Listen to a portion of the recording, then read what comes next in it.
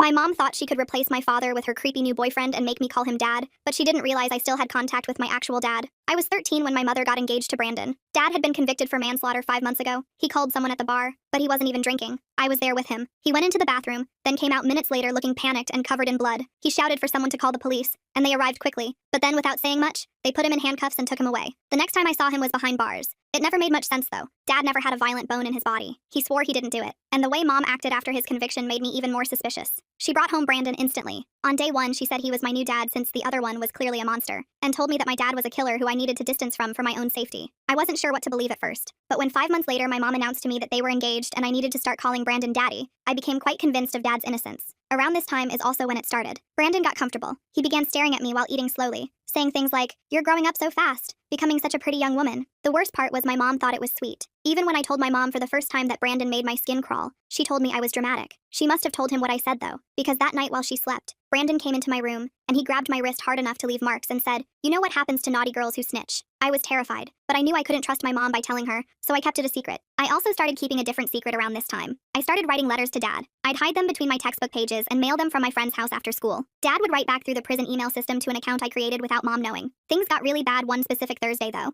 I came home from school one day to find out Mom had changed my last name on all school records to Brandon's without telling me. "You'll thank me when you're older," she said. That night, Brandon came into my room to celebrate being a real family now, and sat on my bed. He put his hand on my thigh and said I should be grateful to have a dad who cares. I pushed him off and locked myself in the bathroom until he left. I remember writing to Dad about that incident. The letter I got back from him was on real paper this time, and parts of it were damp and see-through, almost as if he had cried while writing it. That almost broke me. But luckily there was one thing I looked forward to, the chance to see him. His birthday was coming up, and I remember enthusiastically asking Mom if I could visit him. I told her I knew she didn't like him, but it was his birthday, just today, and for a few minutes. "Please," I said. But of course I got told no. Actually, I got told something even worse. Mom said we couldn't go because that exact weekend Brandon coincidentally had car show tickets and expected us all to go together. He specifically requested us to have adjoining hotel rooms. When I told them I'd rather visit Dad, Mom exploded. "He's a killer! You're not visiting a murderer!" When I said, "He's innocent and he's still my dad," Brandon backhanded me across the face while Mom watched. She said nothing. I was forced to go with them that weekend, and while I was sleeping, the worst happened. Brandon snuck in. He was drunk, and this time he didn't restrain himself to just a thigh grab. His hand went all the way. I had never felt so disgusting and humiliated. I remember traveling home broken. And to make matters even worse, the week we came home, my mom found the hidden letters from Dad I had been hiding. She burned them in the backyard, and as punishment for communicating with him, she took my bedroom door off its hinges for monitoring. Of course, Brandon took this as an opportunity. He would stand in the doorway at night watching me sleep. I remember that was a real breaking point of mine. I remember sneaking off into the school library past hours the next day to email DDA. I must have sent an hour-long email that made no sense because I just rambled about everything. I didn't know what I expected, if I even wanted anything because I was so numb. But then 2 weeks later, I got a reply from him. It was lengthy, super lengthy, telling me all the right things and how everything was going to be okay. But there was one thing that stuck out. "Did you check where I said?" I became confused. Check where? I started going through every single email he had ever sent me, and that's when I found it. In one of the more recent emails, Dad had told me to go up to the attic and behind the radiator. I remember reading that email the day after asking my mom if I could go visit him. I think I was too heartbroken to read thoroughly, and somehow missed it.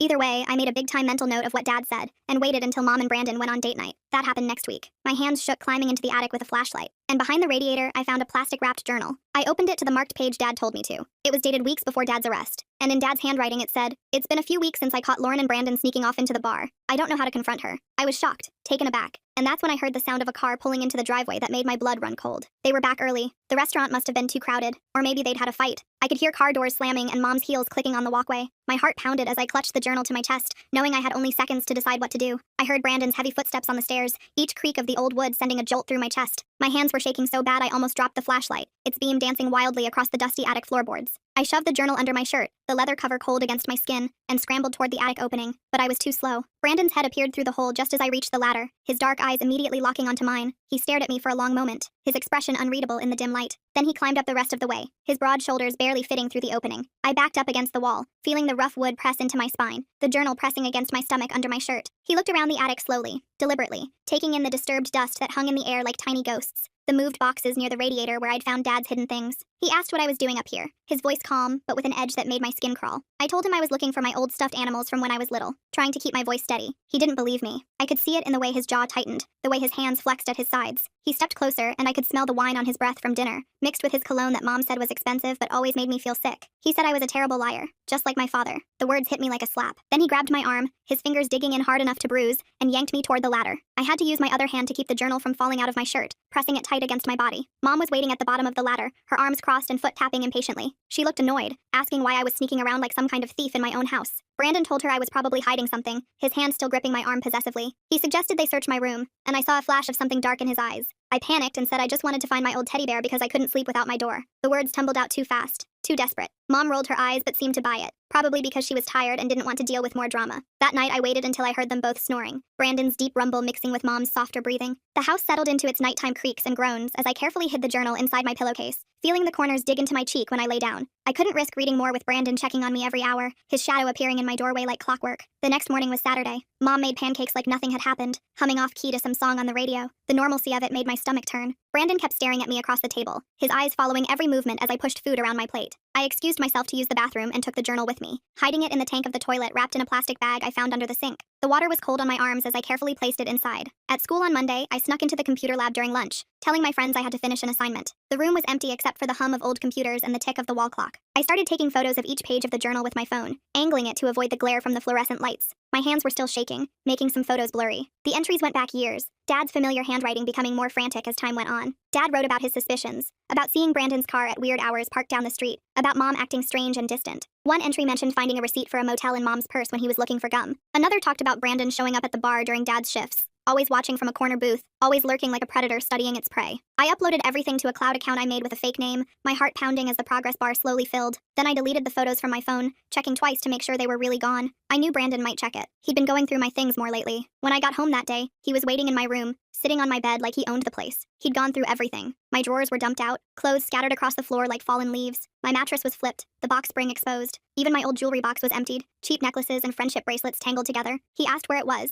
his voice dangerously quiet. I played dumb, asking what he was talking about, trying to look confused instead of terrified. He grabbed my shoulders and shook me hard, my teeth clicking together. He said he knew I found something in the attic, that he wasn't stupid. Mom came home then, her keys jingling as she called out hello. She asked what was going on, surveying the destruction of my room with raised eyebrows. Brandon smoothly lied, his entire demeanor changing in an instant. He said he was helping me reorganize my messy room, that I'd asked for his help. He even smiled, that fake smile that never reached his eyes. She believed him like always, probably because it was easier than asking questions. That night at dinner, Brandon announced they were moving up the wedding. Instead of next year, it would be next month. He said he couldn't wait any longer to make our family official. Mom squealed with excitement, clapping her hands like a child. I felt sick, the chicken on my plate suddenly looking gray and unappetizing. Over the next few weeks, Brandon watched me constantly. He installed a camera in the hallway pointing at where my door used to be, the red light blinking at me like an evil eye. He started driving me to and from school, no more bus with my friends. He'd wait in the parking lot, engine running, watching everyone who talked to me. He took my phone at night, placing it on his nightstand where I couldn't reach it. But I kept working during the day. I printed pages from the journal at school and hid them in my locker, taping them behind old textbooks.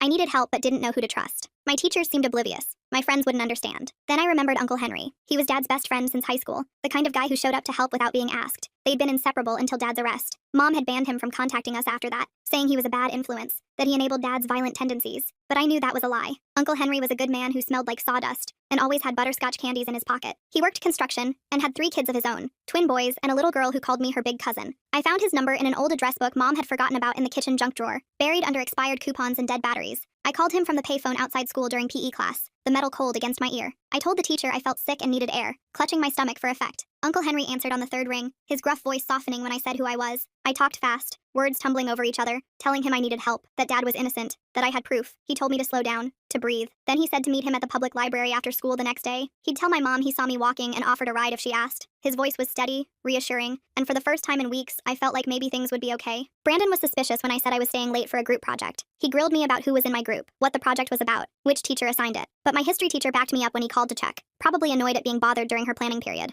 I practically ran to the library, my backpack bouncing against my spine. Uncle Henry was waiting in the parking lot in his old pickup truck. The red paint faded but clean. He looked older than I remembered, with more gray in his beard and deeper lines around his eyes. I showed him photos of the journal entries on my phone, swiping through them quickly. His face got darker with each one, his knuckles white as he gripped the steering wheel. He said he always knew something was off about Dad's arrest. The story never made sense. Too many holes, too convenient. He asked if I still had the actual journal. I told him where I hid it, and he nodded approvingly. He said we needed more than just Dad's suspicions. We needed real evidence, witnesses, something concrete. He knew some people who worked at the bar that night. Maybe they saw something, remembered something the police didn't bother to ask about. Over the next 2 weeks, I met Uncle Henry at the library 3 more times. Each meeting felt like a spy movie, checking over my shoulder, taking different routes. He'd tracked down Edward, who was working security that night. Edward was a big guy with kind eyes who remembered everything. He remembered Brandon being there, which was weird because Brandon had told police he was home all evening watching TV. Edward said he saw Brandon go into the bathroom right before Dad, maybe 30 seconds. But Edward had been too scared to speak up after Dad got arrested so fast. afraid of getting involved, afraid of Brandon, who had connections everywhere. Uncle Henry also found Carolyn, who was bartending that night. She had curly red hair and a sharp memory for faces. She said Brandon had been coming around for weeks before the incident, always asking about Dad's schedule, pretending to be friendly. She thought it was strange but didn't think much of it at the time. People asked about regulars all the time. She remembered Brandon ordering a drink that night, a whiskey neat, then disappearing for a while before the body was found. She'd been the one to call 911, her hands shaking so bad she could barely dial.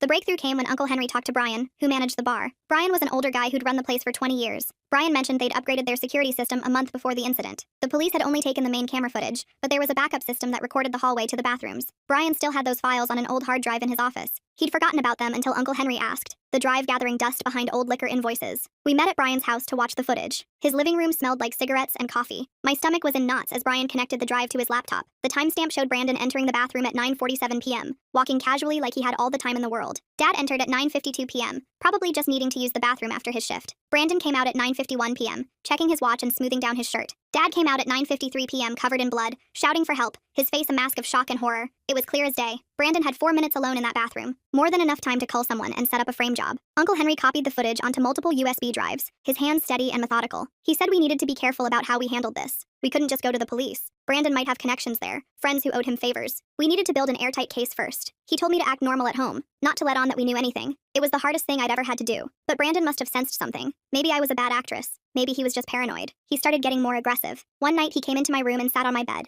the mattress dipping under his weight. The hallway camera couldn't see him from that angle. He said he knew I'd been sneaking around with Uncle Henry. Someone had seen us at the library, probably one of his buddies who seemed to be everywhere. He said if I didn't stop whatever I was doing, Mom might get hurt. He said accidents happen all the time, his voice casual like he was discussing the weather. People fall downstairs, cars have brake problems, gas leaks happen. I understood the threat, felt it settle in my chest like a cold stone. I was terrified but tried to stay calm, keeping my breathing even. I told Uncle Henry at our next meeting, whispering even though we were alone. He said we needed to move faster. He'd been in touch with Dad's lawyer, showing him what we'd found. The lawyer was excited but cautious. He said we needed the original journal too. It would strengthen the case, prove the photos weren't doctored. I told him I'd get it, even though the thought made me want to throw up. That night I waited until 3 a.m., watching the clock's red numbers change with agonizing slowness. I crept to the bathroom, my bare feet silent on the carpet. I carefully retrieved the journal from the toilet tank, the plastic still protecting it. It was still dry in its plastic wrapping. Dad's words safe. I put it in my backpack for school, zipping it into the inner pocket. But when I came out of the bathroom, Brandon was standing in the hallway like a ghost. He asked what I was doing up, his eyes glinting in the darkness. I said I felt sick, holding my stomach. He stared at me for a long moment, then let me pass.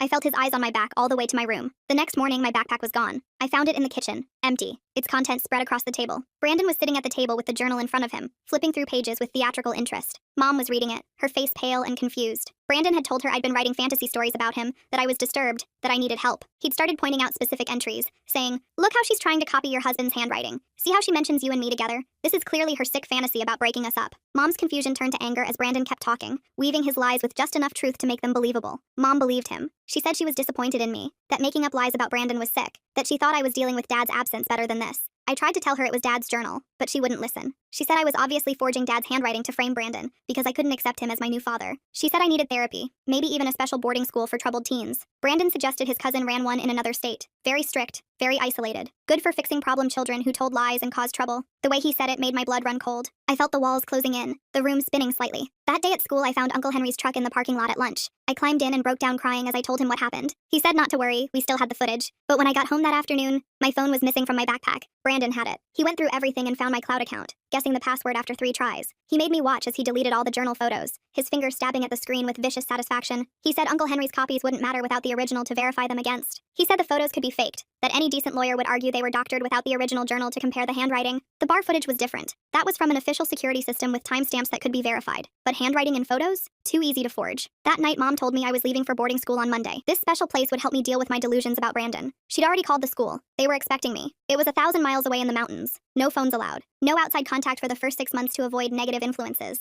I realized this was Brandon's plan to shut me up for good, to make me disappear without actually calling me. I managed to slip out Saturday morning when Mom went grocery shopping and Brandon was in the shower. I could hear the water running as I eased open the front door. I ran to Ashley's house and used her phone to call Uncle Henry. Ashley's mom was at work and Ashley covered for me, bless her. I told him about the boarding school. He said to pack a bag and meet him at the library in an hour. But when I got back home, Brandon was waiting on the front steps, his hair still damp. He'd noticed I was gone. He dragged me inside by my hair, my scalp burning. Mom wasn't back yet. He threw me against the wall hard enough to knock a picture frame down and said I'd ruined everything. He said he'd worked too hard to let a bratty kid destroy his plans. He said Dad deserved to rot in prison, that he'd been planning this for months before that night at the bar. He said Mom was easy to manipulate, so desperate for attention after Dad started working 2 jobs to pay off the mortgage. I asked him why he called that man in the bathroom, needing to hear him say it. Brandon laughed, an ugly sound. He said the guy was just in the wrong place at the wrong time. Brandon had gone in there to plant a bloody knife he'd prepared, one that would have Dad's prints on it from the kitchen at home, but the hammered guy saw him placing it near the sink and started asking questions, getting too close. So Brandon had to silence him, quick and messy, using that same knife. Then when Dad came in minutes later to help, it was perfect. The blood was fresh, Dad's prints got on everything when he tried to help the victim, tried to stop the bleeding, and in the chaos, Brandon pocketed the actual murder weapon and left a different knife at the scene, one he'd also prepared but that wouldn't trace back to him. I was recording everything on Ashley's phone that I'd hidden in my pocket, the record button pressed before I even walked in. Brandon didn't notice. He was too busy ranting about how smart he'd been, how he'd worn gloves, how he'd studied the bar's schedule for weeks. He said after Dad was gone, marrying Mom was just smart business. She had good life insurance from her job at the hospital, and I'd be worth even more in Social Security if something happened to her. Maybe a car accident, maybe a fall, maybe she'd just get sad and take too many pills. That's when Mom walked in. She'd come back early because she forgot her wallet. She heard everything Brandon had just said. Her face went white as paper. She dropped the groceries, oranges rolling across the floor. Brandon spun around, realizing his mistake. He tried to backtrack, saying I'd made him angry, that he didn't mean it, that he was just trying to scare me straight. But Mom had heard enough. The veil had finally lifted. Brandon stepped toward her and she backed away, her hand reaching behind her. She told him to get out. He said she was overreacting. She grabbed a kitchen knife from the block and told him to leave or she'd call the police. Brandon laughed and said she wouldn't dare. Too much scandal, too much shame. What would the neighbors think? But Mom's hand was steady as she held the knife. For the first time in months, I saw the Mom I used to know, the one who protected me from nightmares and kissed scraped knees. Brandon realized she was serious. His face changed,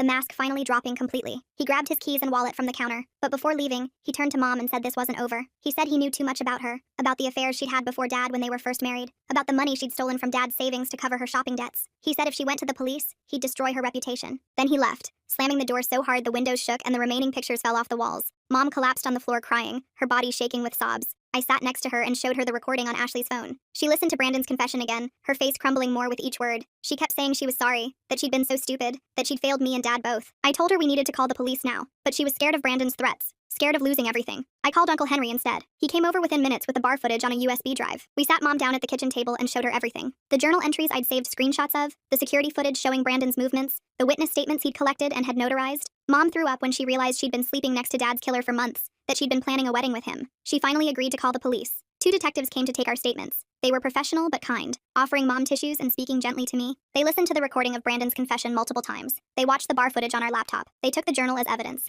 handling it carefully with gloved hands. One detective said they'd been having doubts about Dad's case anyway. The forensics had never quite added up, but the pressure to close the case had been intense. Brandon's confession filled in all the gaps. They put out an arrest warrant for Brandon that night, but he'd disappeared. His apartment was empty, cleaned out in a hurry. His car was gone. The police said not to worry, they'd find him. They put a patrol car outside our house just in case. Mom and I didn't sleep that night. We pushed the couch against the front door and sat in the living room with all the lights on, jumping at every sound. The next morning, Uncle Henry called. He'd heard from his construction buddies that Brandon had been spotted at a motel 2 towns over, trying to pay cash for a room. The police were on their way. By noon, they had him in custody. He'd tried to run but didn't get far. They found evidence in his car linking him to the original murder weapon. He'd kept the actual knife all these years like some sick trophy, hidden in a lockbox in his trunk. The knife from the crime scene had been a decoy, but the real one still had traces of the victim's blood in the handle's crevices. Brandon tried to deny everything at first. He said I'd faked the recording using AI, that Mom was lying to protect me because she felt guilty about Dad, but the evidence was overwhelming. The bar footage showed him entering that bathroom. His fingerprints were on the real murder weapon once they tested it properly. The forensics that hadn't matched Dad suddenly made perfect sense when applied to Brandon. Even the angle of the wounds matched Brandon's height, not Dad's. Faced with everything, Brandon finally broke. He confessed fully in exchange for a plea deal. He admitted to planning the whole thing, to framing Dad,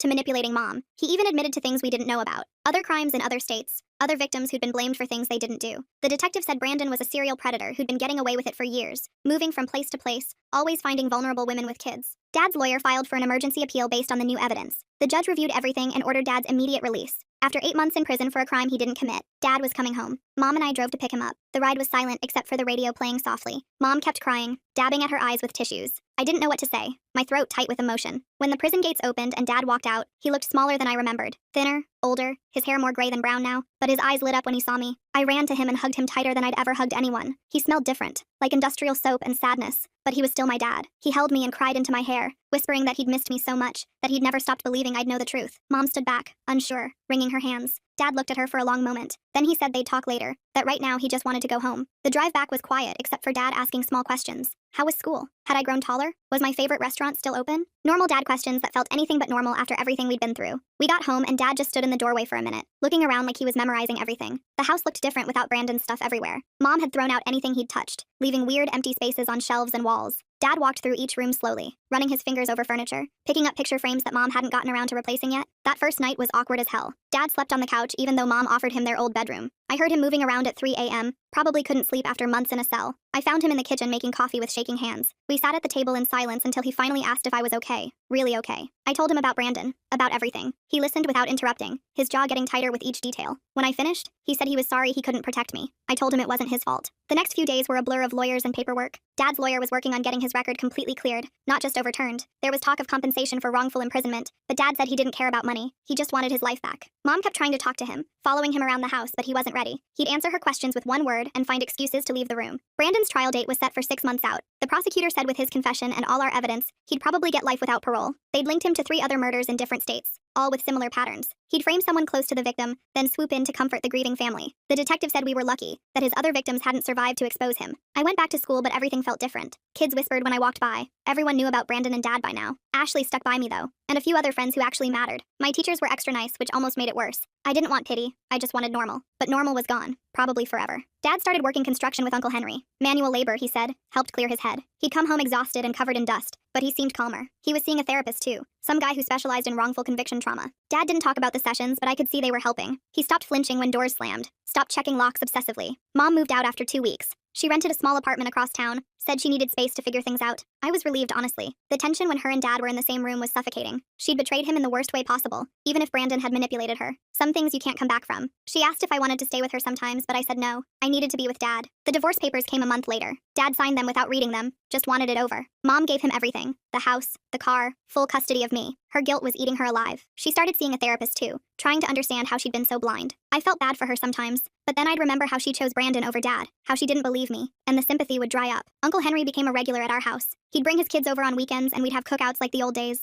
His twins, Elijah and John, were only 8, but they idolized Dad. They didn't care about his past, just that he could throw a football and tell funny stories. His daughter Deborah was my age and we got close fast. She understood what it was like to have your family turned upside down. Her mom had left when she was 10. 3 months after Dad got out, I had to testify at a pretrial hearing. The prosecutor said my testimony would help ensure Brandon couldn't claim insanity or coercion. I wore my nicest dress, the blue one Dad bought me for my birthday 2 years ago. My hands shook as I swore to tell the truth. Brandon sat at the defense table in an orange jumpsuit, looking smaller than I remembered. He tried to catch my eye, but I stared straight ahead. I told them everything. About the threats, the touching, the night at the hotel. The judge had to call a recess when I talked about finding Dad's journal because I started crying too hard to continue. Dad wasn't allowed in the courtroom since he might be called as a witness later, but Uncle Henry was there. He gave me a thumbs up from the gallery, reminding me I was brave, that I could do this. Brandon's lawyer tried to make me look like a confused kid, asking if maybe I'd misunderstood Brandon's intentions. I stayed calm and repeated what happened, exactly as it happened. The prosecutor showed the recording from Ashley's phone, and Brandon's face went gray. His lawyer asked for a plea deal that afternoon, 25 to life instead of life without parole. The prosecutor said no way. After the hearing, reporters tried to talk to us outside the courthouse. Dad shielded me with his body as we pushed through them to Uncle Henry's truck. They shouted questions about forgiveness,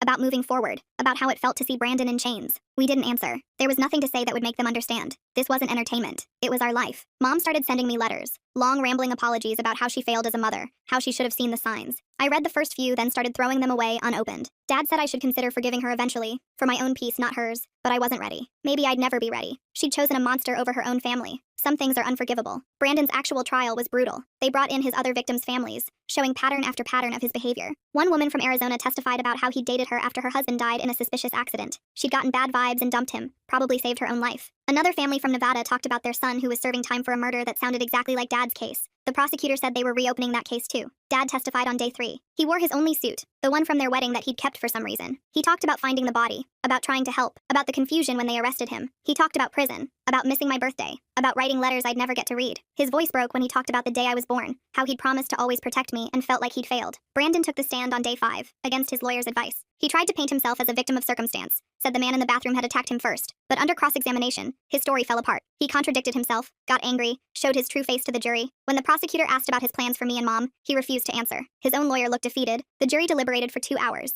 Guilty on all counts. Murder, conspiracy, fraud, attempted assault on a minor. The list went on. The judge sentenced him to life without parole, consecutive sentences for each crime. Brandon didn't react, just stared at the table. As they let him out, he looked at me one last time. I stared back, wanting him to see that he hadn't broken me, that I'd won. Dad and I went to his favorite restaurant after, the little Mexican place that still had his picture on the wall from when he was a regular. The owner hugged him and said the meal was on the house. We ate in comfortable silence, both exhausted but relieved. It was over. Really over. Brandon would die in prison and we could start rebuilding. Mom tried to come to the house the next week. Dad wouldn't let her in, talked to her through the screen door. She wanted to apologize again, wanted to try family counseling. Dad said no, that ship had sailed. She needed to move on, and so did we. She cried and begged, but Dad stood firm. I watched from the stairs, feeling nothing. She'd made her choice and now she had to live with it. I started seeing a therapist too, some lady named Dr. Cheryl who specialized in trauma. She helped me process everything, taught me it wasn't my fault, that I'd been incredibly brave. Some days I believed her, some days I didn't. But slowly, the nightmares stopped. I stopped checking locks obsessively, stopped flinching when men walked behind me. Progress came in small steps. Dad and I developed new routines. Sunday breakfast at the diner, Wednesday movie nights, helping Uncle Henry with projects on Saturdays.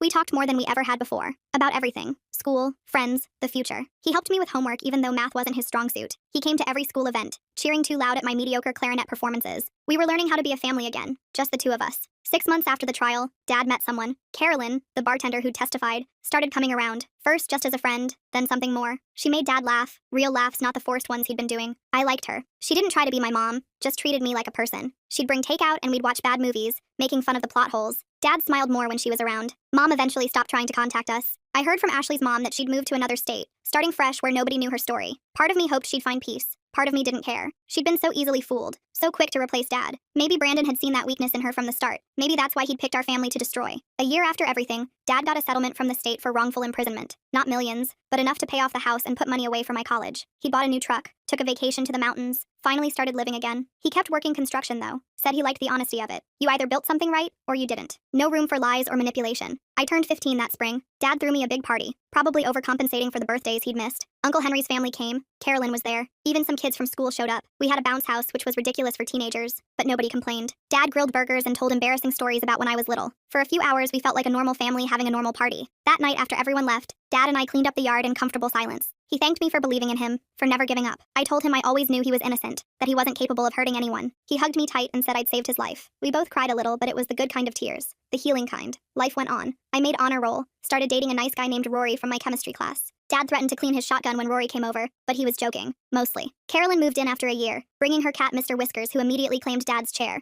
We became a weird little family, built on shared trauma but held together by choice and love. Brandon died in prison 2 years later. Heart attack, the letter said. He was 43. I felt nothing when I read it, just closed the letter and went back to my homework. Dad asked if I was okay, and I said yeah, I really was. Brandon had been dead to me since the day they sentenced him. His actual death was just paperwork, nothing more. Mom sent a card for my 18th birthday. Just signed it, Love Mom, with no return address. I kept it for some reason, tucked in my desk drawer with other things I couldn't quite throw away. Dad said maybe someday I'd want to find her, make peace. Maybe he was right. Or maybe some bridges were meant to stay burned. Time would tell. I got into college on a full scholarship, planning to study criminal justice. Maybe become a lawyer, help other families torn apart by lies. Dad cried at graduation, embarrassing me in front of everyone. Carolyn took a million pictures while Uncle Henry's family cheered from the bleachers. My chosen family, the one that stood by me when everything fell apart. The night before I left for college, Dad and I sat on the porch swing, watching fireflies. He told me he was proud of me, that I'd become an amazing young woman despite everything. I told him I loved him, that he was the best dad anyone could ask for. We sat in comfortable silence. No need for more words. We'd survived the worst thing imaginable and came out stronger. That was enough. Looking back now, I sometimes wonder what would have happened if I hadn't found Dad's journal that night. If Brandon had succeeded in sending me away, if Mom had married him, if Dad had died in prison believing nobody cared. But I did find it. I did fight back. And sometimes that's all you can do. Fight for the truth and hope someone listens.